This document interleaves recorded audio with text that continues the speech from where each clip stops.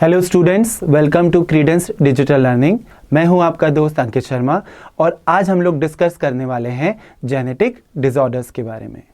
Disorders का मतलब होता है एक ऐसी कंडीशन जिसमें बॉडी के अंदर नॉर्मल फिजियोलॉजिकल कंडीशंस सस्टेन नहीं होती है और एक डिसीज कंडीशन पैदा हो जाती है।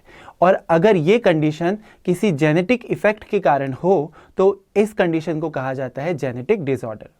जनरली ये जो जेनेटिक डिसऑर्डर्स हैं ये एक जनरेशन से दूसरी जनरेशन में ट्रैवल कर सकते हैं और इनके दो बेसिक रीजन होते हैं जिन्हें हम लोग दो कैटेगरीज में डिवाइड कर सकते हैं। पहला है मेंडेलियन डिसऑर्डर्स और दूसरा है क्रोमोसोमल डिसऑर्डर्स। सबसे पहले मेंडेलियन डिसऑर्डर्स की बात करते हैं तो मेंडेलियन डिसऑर्डर्स ऐसे डिसऑर्डर्स होते हैं जो किसी इंडिविजुअल में किसी सिंगल जीन के अंदर चेंज होने पर या उसके अंदर म्यूटेशन होने पर सामने आता है।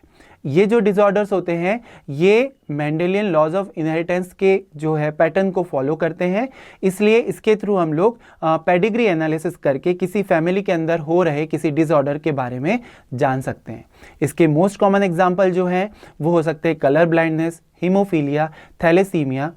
जहाँ तक रही क्रोमोसोमल डिसऑर्डर्स की बात तो क्रोमोसोमल डिसऑर्डर्स ऐसे डिसऑर्डर्स हैं जो किसी इंडिविजुअल के नंबर ऑफ क्रोमोसोम या स्ट्रक्चर ऑफ क्रोमोसोम में चेंज आने पर, अगर किसी इंडिविजुअल में क्रोमोसोम नंबर चेंज हो जाए या तो क्रोमोसोम नंबर बढ़ जाएगा या क्रोमोसोम नंबर कम हो जाएगा या फिर क्रोमोसोम का कोई पार्ट जो है डिलीट हो जाए या फिर कोई पार्ट एक्स्ट्रा में सामने आ जाए, डुप्लीकेट हो जाए, तो जो एबनॉर्मल कंडीशन सामने आती है उसको हम लोग रखते हैं क्रोमोसोमल डिसऑर्डर्स के अंदर।